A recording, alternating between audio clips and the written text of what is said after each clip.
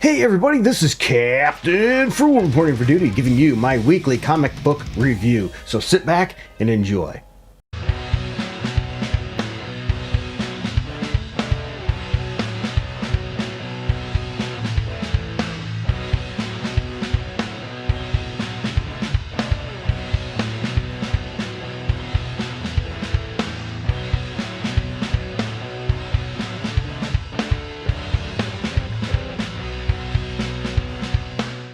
Alright everybody, for those of you that know the drill, I go over a bunch of comic books for the week that I chose to read.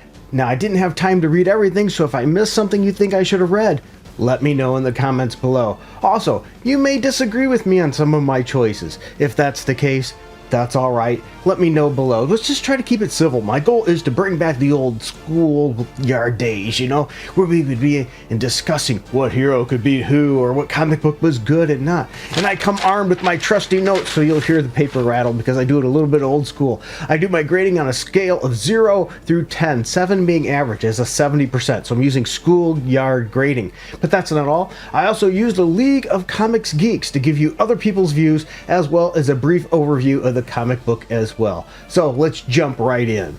Welcome back everybody to my weekly comic book review. If you hear a little bit of noise in the background, that's because I have the air conditioner running because, well, it's hot and I can't keep it off too long or I'll be sweating like a pig. So with that said, let's walk into that hot comic shop together and talk about some comic books, shall we? Here we go. Green Arrow number 25. 138 ratings with a 4.3 score on League of Comics Geeks. I gave the book a 7.3. Not bad. The writer's Chris Condon and artist is Montos. Yeah, Oliver Queen has mentored many a hero in his day, but in this one, well, we get some insight with Speedy, or should I go with Arsenal, what he's called now, in this working together, brings some nostalgia back, if you will. But then at the end, we get what? The Crimson Archer. Interesting story start off here. Good cover, too. I think it does attract a lot of attention. That's something a cover needs to do. And a good comic book, if you go to a comic shop, you're supposed to see it and go, wow, I want to read that, check that out. It's a new story, so if you weren't reading this before and you were considering jumping into Green Arrow, it might be the time. Green Arrow confronts the rich Bernie Sanders. Oops, I mean Albert Noyce, which is has major connections to Big Pharma. Yeah, a lot of issues going on there. And Arsenal plays good cop in this issue to Wally. I said Wally. To Ollie's bad cop there. Oh, little slip of the tongue there. What can I say? So anyway, this new Archer, the Crimson Archer, is causing trouble. Decent story start with this one, with some solid characterization as well. I think you should check it out if you're a Green Arrow fan. The next issue I want to talk about is Justice League number 8 with 330 ratings with a 3.9 score. Very positive, and I give the book a 7.8, so pretty good score as well. The writer is Mark Waid, artist is Dan Mora. Is it just me, or it seems like DC has been able to continue bringing some quality in a lot of their books and continuing running, where Marvel is canceling books left and right? I'm going to talk about that in just a little bit, too. Let's have a little fun of that in the comic shop, because that's what we do on this, right? We talk about the comics coming out, discuss them, and comic book nerd kind of stuff.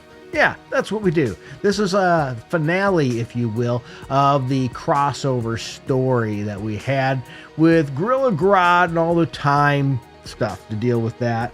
And we got Airwave here trying to make up for his mistake. Will it be enough? How much does he have to give? And it's nice to see some of these lesser used characters in the DC universe in here, like Jonah Hex, and we get the future version of Batman. That's cool. Some other Green Lanterns and other characters as well. Nice touch there. I enjoyed that. The heroes from the other times, though, end up being stuck. So that's going to be some interesting stories possibly in the future from that. Good action, decent story. It's not an issue to pick up if you haven't been reading this storyline, but if you want to, I'd go back and get it. It's been pretty good, and this is coming from somebody that's not a big fan, really, of time stories, but I did really enjoy this one. Next, let's get out our power rings and talk about Green Lantern number 24. With 140 ratings, 3.9 score, mostly positive, and I gave the book an 8, which I was quite positive about myself. Writer Jeremy Adams, thank you for doing a good job on Green Lantern there. Artist is Zeramanko, which I appreciate his art as well. While Kyle's team finds itself pulled in the desolate part of the universe, a lost ally attempts to reveal itself, and it will shock you. Meanwhile, the Starbreaker Corps masses its force as the last piece of his plan come into being and threaten the universe.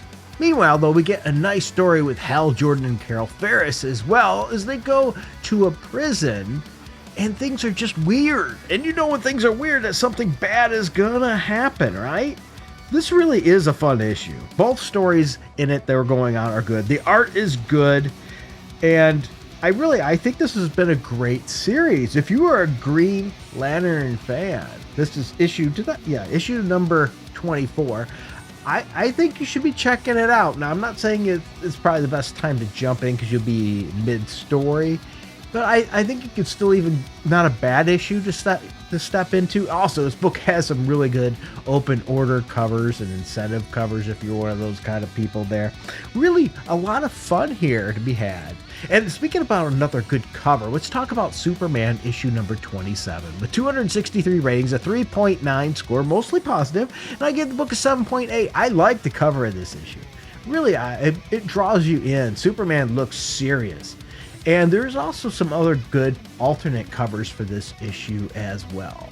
The writer is Joshua Williamson, and the artist is Sean Isaac and Eddie Barrows, which I know I tore those up. What can I say?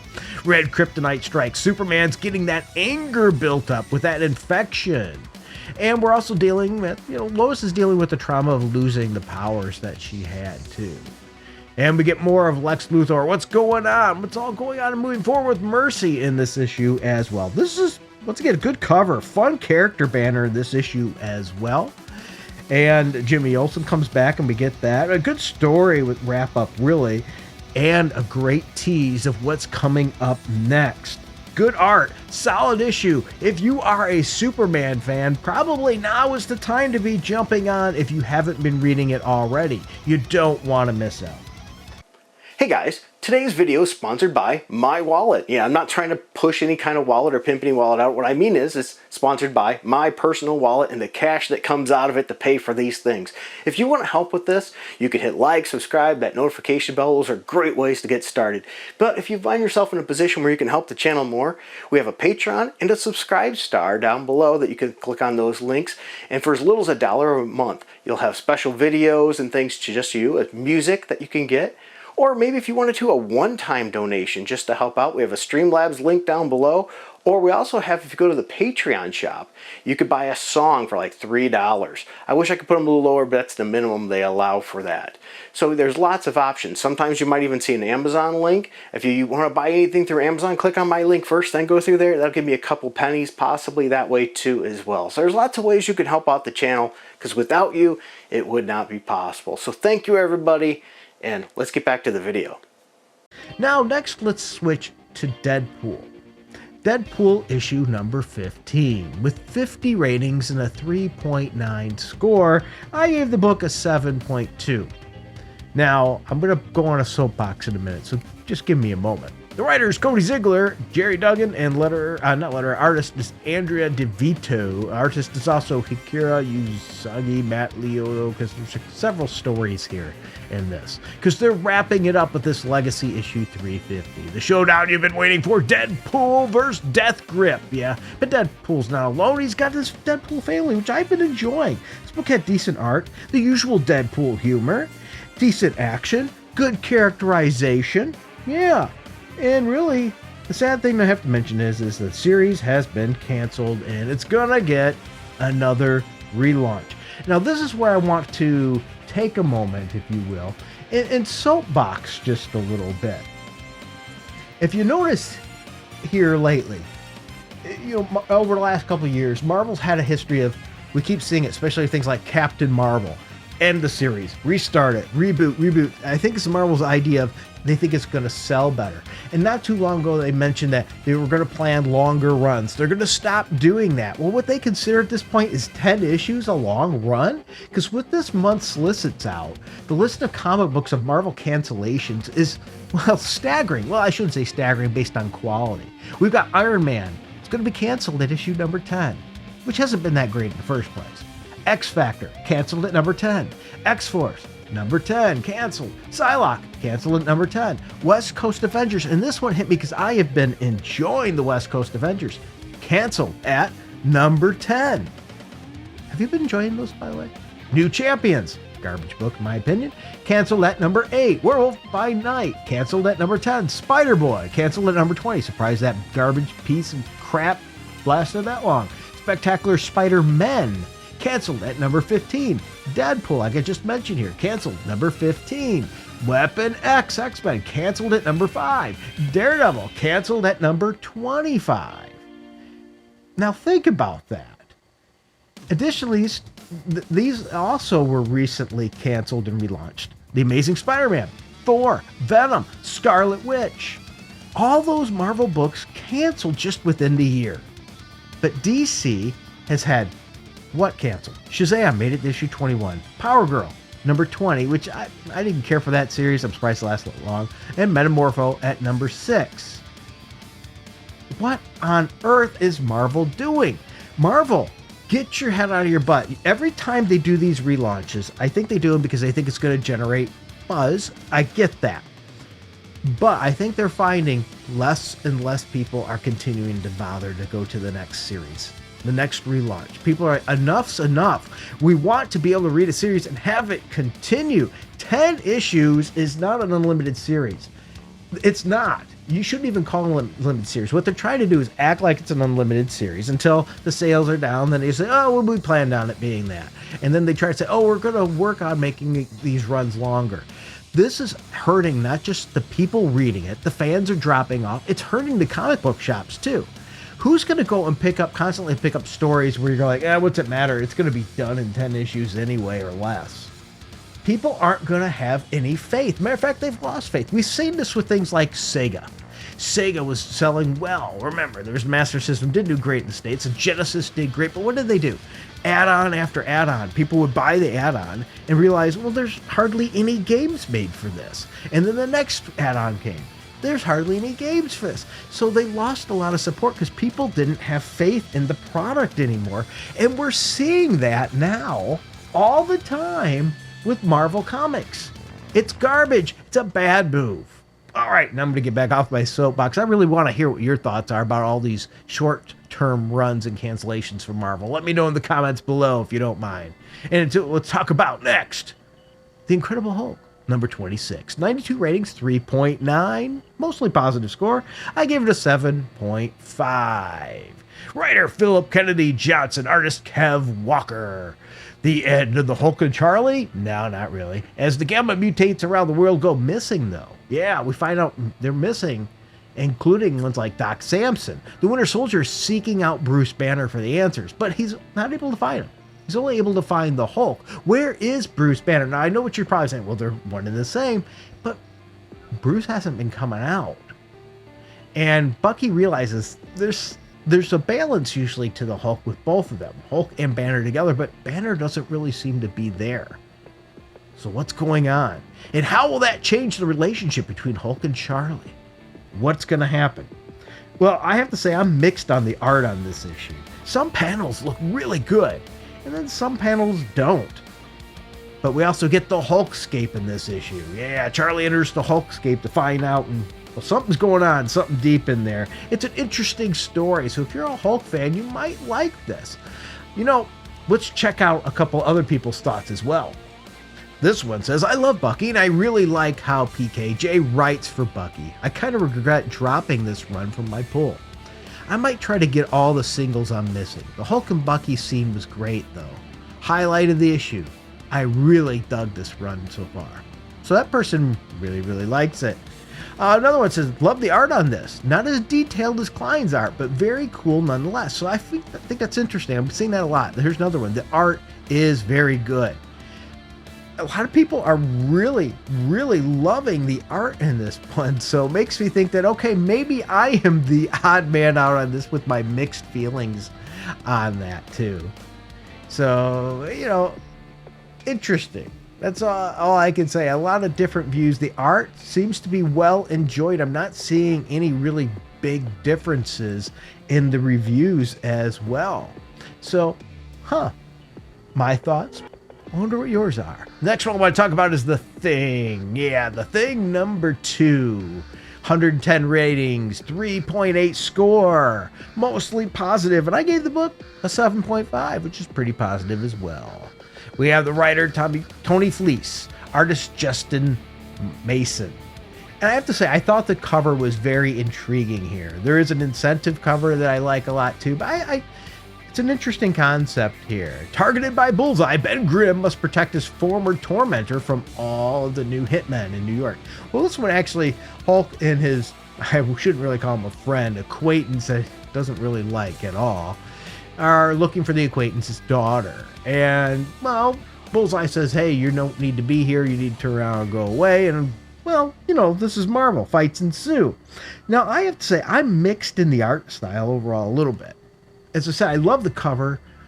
The inside, if for any other character, I might not like it as much, but the way this artist draws the Thing, I really like. The other characters is okay. Nothing great, but I really like how he draws the Thing.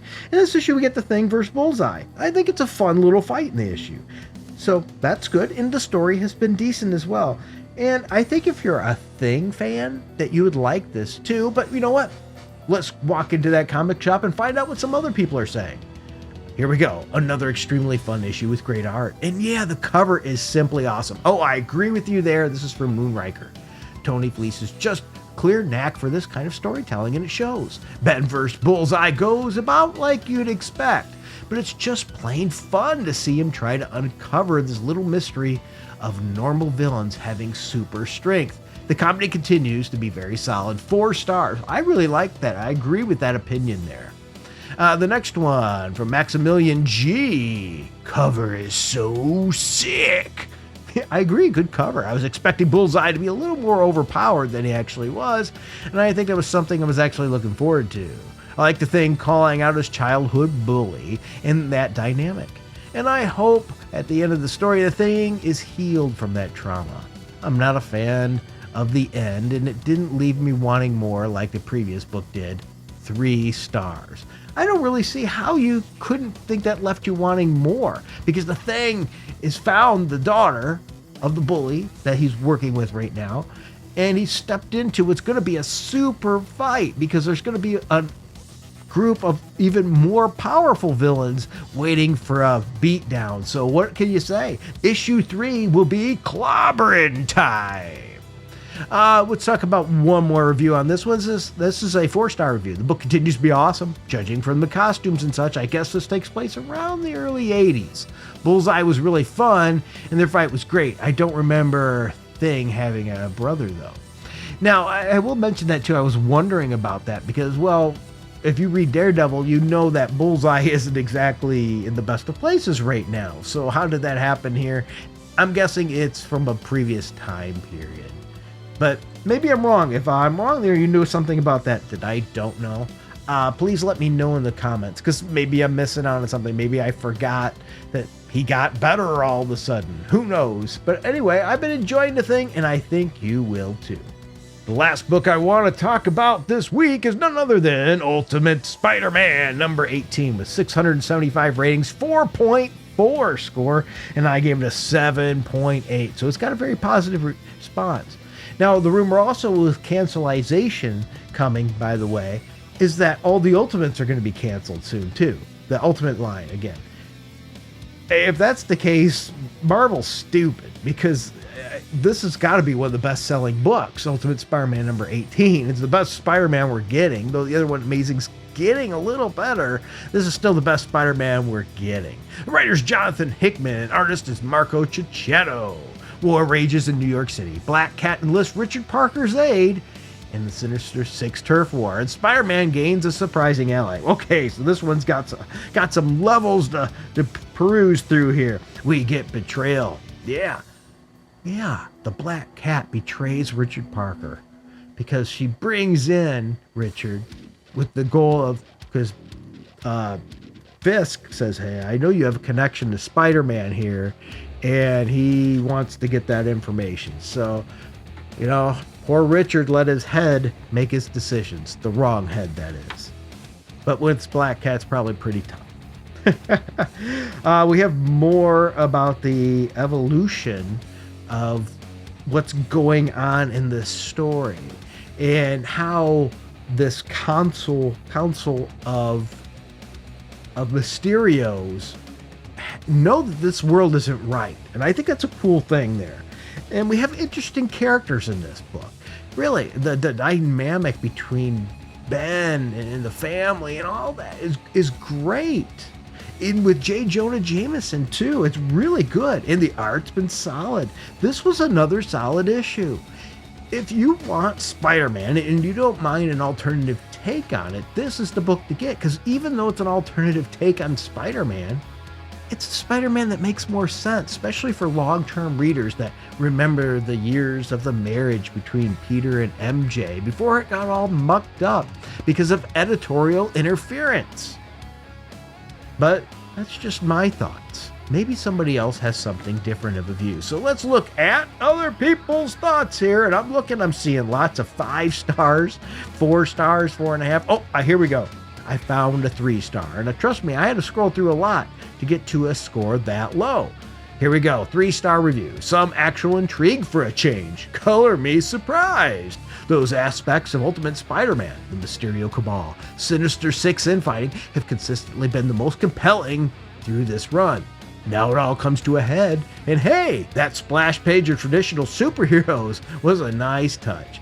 It's funny that this was sold as the Spider-Man Married with Kids book, and those are the aspects Hickman focused on the least on. MJ, blank as ever, just going along with Peter without any second thoughts. Now, I'm going to stop there. I disagree. She's being supportive of her husband. That's what couples do. You can have talks, you can have disagreements, but you support each other. So it tends to make me think that Lone Jones here really is alone and doesn't have much of a relationship or a history of relationships. I could be wrong. I'm not trying to be rude, by the way. I'm just saying from somebody with a long history of relationship. I mean, I'm going to be married 25 years pretty soon here, and we dated for 6 before that. So it don't get much longer than that, right? So anyway, we still have no clue why Richard became Spider-Man Jr., though at least now that provides a hook for further drama going forward for him now being way in over his head. We'll see what the future holds. 3 stars. Yeah, and I'm not picking on a person. Thanks for sharing your opinion there. But really, that's the only, so far, low one. That's not even really that low that I can find. Everything else is 4 stars and higher. Like this one, 4.5. Tension in several areas with Gwen, Harry, and now Richard? Crap really feels like it's starting to hit the fan. Super excited to see Peter deal with the actual difficult butts of being his father? That didn't make any sense. That's what was written here, okay? Probably meant the difficult challenges of being a father. Yeah, and I agree. And that's one of the dynamics I love about this. Lots of reviews here, lots of positivity. This is already one of my favorite covers. Yeah, people are loving it. If you're not getting this book, you're probably missing out. Well, there we go. There we have it. I hope you enjoyed this video. Take time, like, share, subscribe, help out this channel. I really appreciate it. I know my content's been a little low lately on volume of content. I've been doing 1 video a week, whereas I usually try to do 2. That's probably going to keep that way with an occasional extra video here and there due to some life challenges that I'm going through right now. Don't worry though, nothing terrible, nothing I can't get through, not a health issue on my part anyway, but there's just a lot going on, so your support and help here, I really appreciate it. I appreciate the camaraderie to be able to read those comments and respond to them. It takes me away from the life's challenges right now. As I said, it's going to be going on for at least a few more months. I think I'm going to have a lot of challenges probably till October maybe. Where I'll start to have more comfort level with things. There's still going to be a lot of changes, I think, in my life after that time. But without any worry or what's going to happen in the future or how to move on from there. So that's where I'm leaving it there. So everybody, thank you. Hopefully you walked in this comic shop and had a great time. And until next time, bless some other people. Be the salt of the earth. And until next time, keep it